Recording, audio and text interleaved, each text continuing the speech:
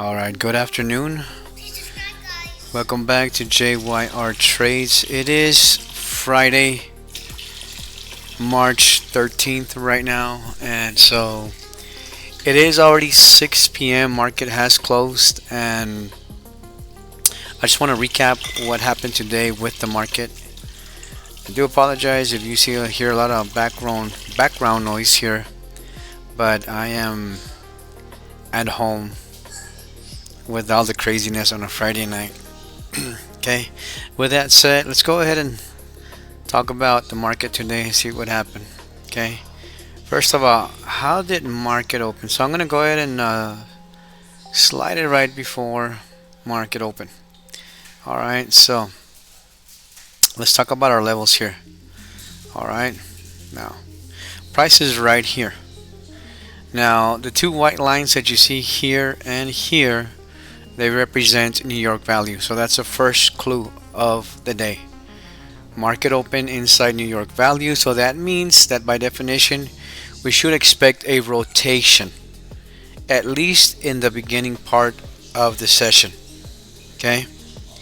Now, why do I say that it's only in the beginning part of the session? Because of the simple fact that the next clue will tell us if it's going to be an all-day rotation possibly, or at least for the majority of New York AM. And that clue is, where are our mids? Well, our mids are right here. You see this blue line represents Asia mid here, and then our purple line right below it is our actual London mid. Interestingly, they are literally back to back, so you can see that price moved in such a way where it made sure that the mids were right next to each other. So the question becomes, is price inside the mids? No, it is inside value, but not inside the mids. And most importantly, it is leaking north. That means that not only they're not just leaning.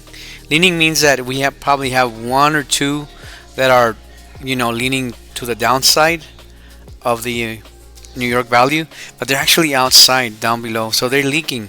So that's telling us right there that at one point price is going to push to the downside. Exactly when, we don't know, right? That's the $1,000,000 question. All right, so the next clue here that I have here that I am, and let me kind of tone this down a little bit here. I think we're good. All right, here we go. That sounded a little loud there for my taste. Okay. All right, so here we go. So, what was the next clue here? Well, the next clue for what was going to possibly happen is we look at our POCs. Okay, our POCs are London and Asia, and you can see that they're the red lines. Okay, so for Asia, it's this one right here. This is where most of the transactions, most of the money was traded here, pretty much, right, in this session. So the POC is here. We have our value area high, value area low. Sometimes these are used, for the range when it comes to a rotational day, but since market where you see opened, there's no way it's going to be used on this one here. Okay, that's the first clue there. Second thing is, okay, so we have our POC here and a POC here. So where are our POCs in relative to price? Okay, so first things first, we have one POC that's right above the mids. It's still outside of New York value, and it is leaking south. So that is once again telling us a clue that price is going to push down at one point. But then here comes the next clue as to what to expect.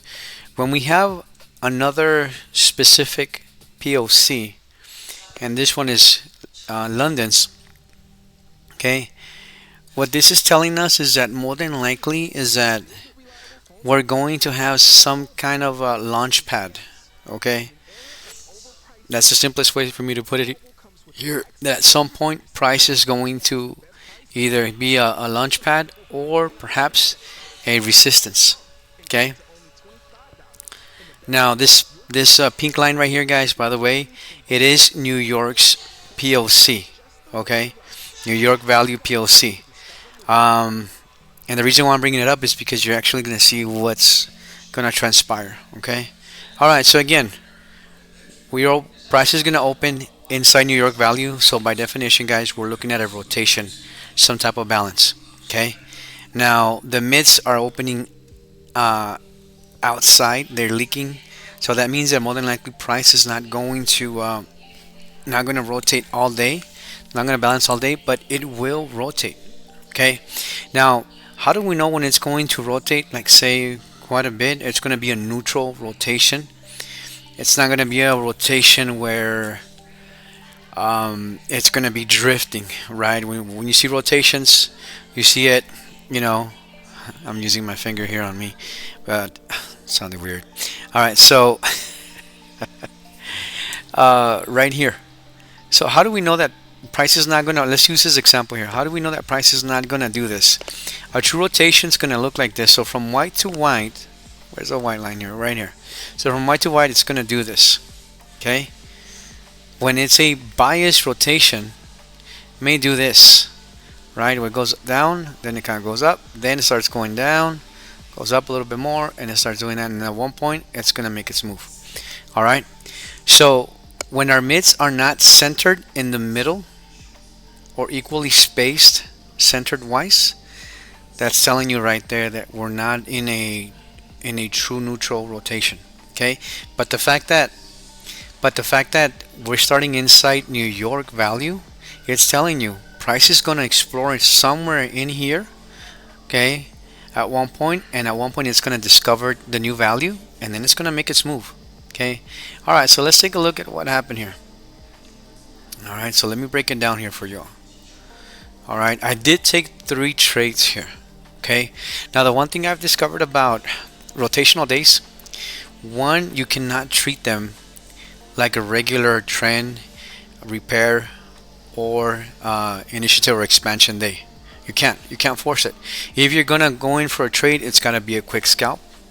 Okay, that you know where to go in, where to get out, control quick in and out. Uh, you can't, and you have to be. I mean, you have to be quick about it. Okay, so once my final clue that I was looking for, guys. By the way, remember I said that we're gonna push down at some point, right?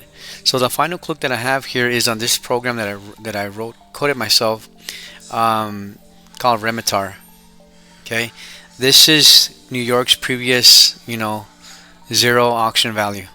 Okay, once it migrated down here, it's letting me know, hey, we are going to push down, but it doesn't mean that we're gonna push down automatically right off the bat. So with this program, sometimes it'll give me an entry, and the thing that I've discovered, and I'm gonna work on it, is that it works really well for trend days, expansion days, what else? Repair days. But when it's a rotational day where it's gonna start, I already know this right here. I'm like, okay, more than likely when it gives me the entry to go long, I already know we're gonna go short more than likely. But it doesn't mean that I can't take a trade here.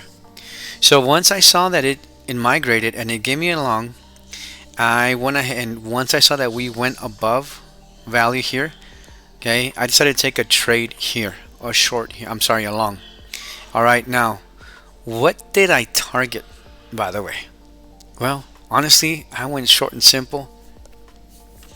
By the way, this square right here, that's my 120 point square.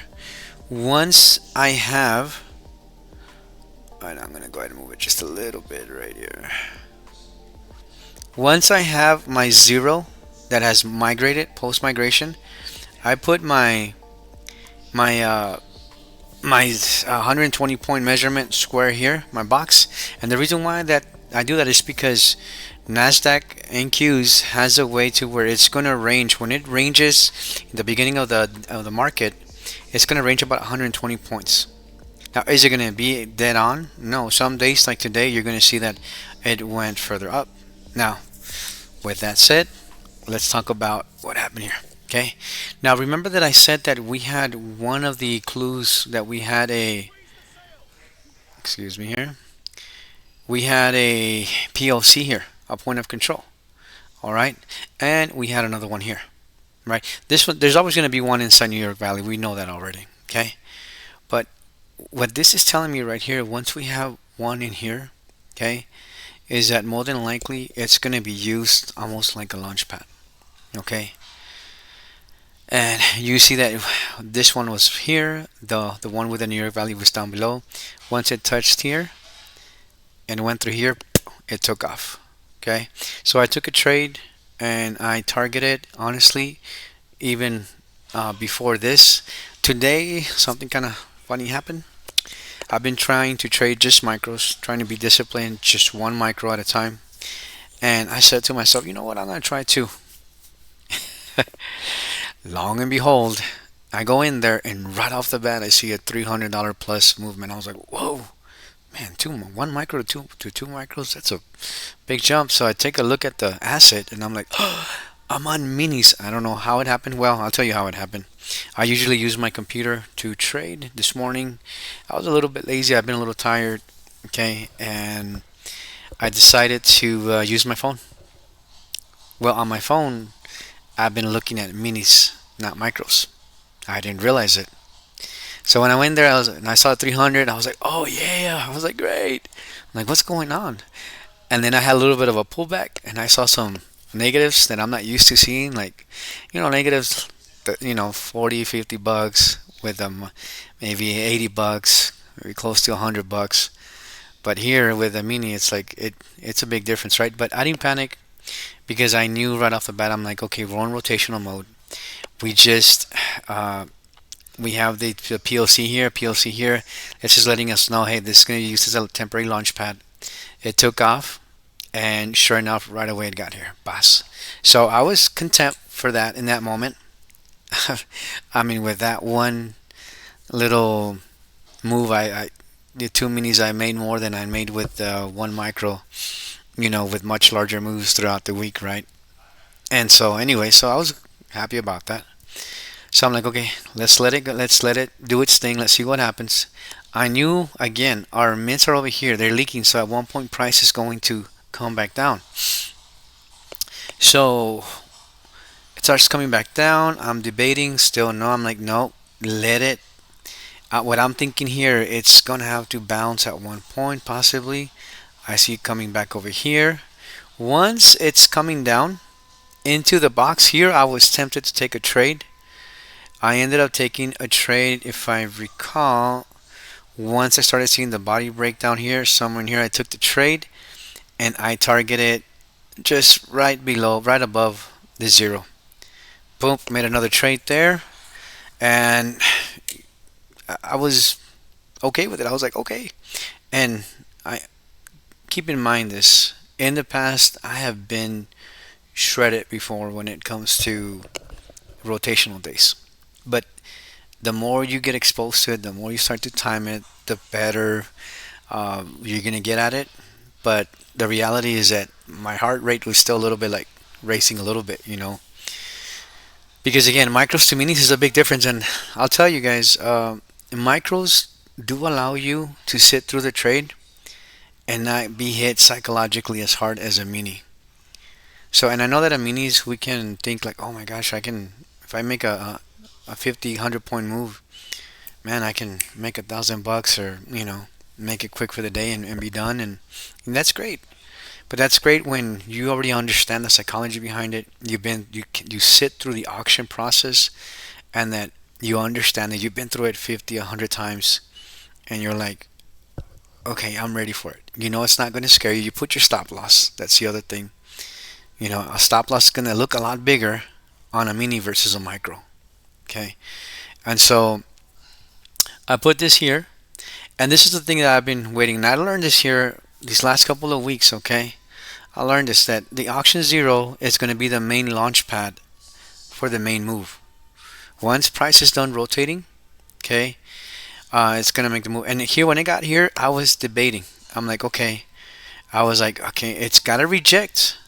Remember, our mids are leaking south. I'm like, it's got to reject, and it's going to go down. Once it didn't reject and I saw price started kind of doing this here, I took a trade somewhere around here. And what did I target, guys? And I'm gonna be honest with you, for this one here, I was a little bit on the edge because I'm like, okay, I already got two trades. I don't want to give it back to the market. Okay. Uh, and I was able to do it on my phone, which kind of surprised me to do a take profit and a stop loss, with the time. I was able to move on it pretty quickly. Um, but here I was a little nervous about it. So as soon as I saw that this thing spiked, okay, spiked and it literally spiked and it went past the New York value here, value area high, I took the exit and I was done. And literally, I looked at my phone. I looked at my overall numbers for the day, and I was like, man, pretty good, right? I was like, I felt good, and more than anything, like I said, I felt good because it was a rotation. Rotations, they're hard to do, right? You gotta time them right. So, and of course, different rotations have different uh, feelings. They have a different understanding, right? And here, the rotation, for example, did not really start. I mean, the high end wasn't New York Valley or high; it was way past it, right? So, like the one we had, I think it was a couple of days ago. It was from New York Valley or high, New Valley or low, but that range was, significantly bigger. It was about the size of this, more or less. Okay. But anyways, I went to sleep, and lo and behold, what do you see? Price starts going down almost immediately after these next two candles. Notice again the square. Wow, I'm like, this is on point. And what does price do? Comes through the auction zero, the post migration zero, comes back up, does a little interaction, hesitation, and boom, the move actually begins. Now, with this box here, could you take the trade from here? Yeah, you could too. You know, could take the trade from here and then just let it ride. Okay. Um, so that's pretty much it. I didn't bother to go through New York PM. Excuse me here. I didn't bother to go through New York PM. I let it be, and I mean it still went pretty low. Now when you look at the fib, I mean it's not guaranteed that every day the fib's gonna go all the way down to 1.5 or 1.75. Some days it goes to -1. It just really depends, you know. Um, from where the move started originally from here, this is where technically professionals take the trade here. I mean that, and say you just target the one. That's 169 points right there. You know, are there any pullbacks here? Um, there's one there. It's kind of a shallow one there. This is probably once it got here, it kind of gave you a decent one. But what do you see here? The mids. The mids are going to act as resistance. Okay, they act as resistance, and so if you're late to the party and say that you miss this whole move and you see it going up, well, you look at the mids here. You have your two mids and you have one POC. It's already clear. This one's quite a distance away. Once it rejects, this is another move here. Now you have here. I have my previous day low, and it's expected that more than likely it's going to go through it at least and hit this area here, which it does, and actually goes beyond the 125 and almost beyond the 1.5. And what does it hit here? Look, London low. So it went after London low. So yeah. So I mean, today the market did its. I mean, it did its beautiful thing that once it hit the high, it just started coming down. Okay. Now once again, what were the key takeaways? Okay, for the structure. Okay. I have New York value here. Okay, these two white lines. Priced open inside. So by definition, we're gonna rotate at first. Now the question becomes: Is are we gonna do a true rotation, a true rotational day? Well, there's a couple of things we have to look at. Are the mids inside, and are they centered? The mids are not inside, and they're actually leaking south. So that's telling us that right off the bat, that price at one point it's going to expand, do an expansion, and try to go south. Okay. Now, where are POCs? The other one POC is right below with the mids. That looks good. But then the key takeaway, where it was going to possibly rotate more north at first, was our other POC. This POC, as you can see, all right, was a little closer to the north. Okay. We also have New York Value POC. Once price opened up and it tagged here, it took off us. It used it as a launching pad to go up. Now, some traders would have probably targeted. It just really depends, Here, there's a couple of ways to look at it. Um, some traders could have just targeted right here, uh, London or Delta's value area high. That could have been one. Okay. Personally, me, I mean, I think that's very close to where I targeted. Some traders would have taken value area high. Some would have targeted. I think most professionals that have been around this for a long time now and understand market structure would have targeted right here, London, um, London high, and then they would have let it do its thing. Once price came back in here into this box, I mean, one, I'm not gonna say safe, uh, trade would have been to target here. The question is, where do you put your stop loss here? You have this level here, which is previous day mid, and you can see that at one point it came back and it touched this. So on the mids, I mean on the levels, I would have said probably the zero point 0.5 would have been the most correct one to do. Depending on where you enter. Say you enter here, okay?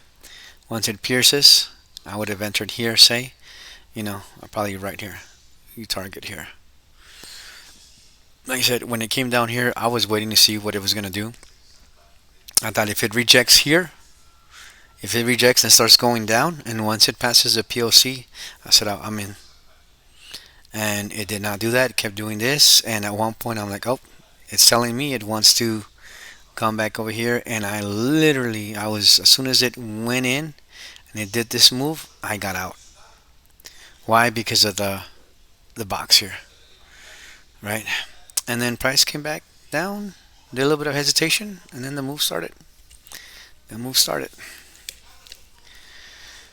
So yeah, so there's a today what I did.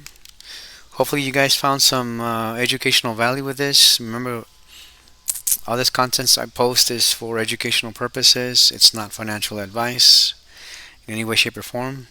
If you do like the content, if you find it, you enjoyed it, somewhat useful for you, please do me a favor, subscribe, share, like, and comment. That would be truly appreciated.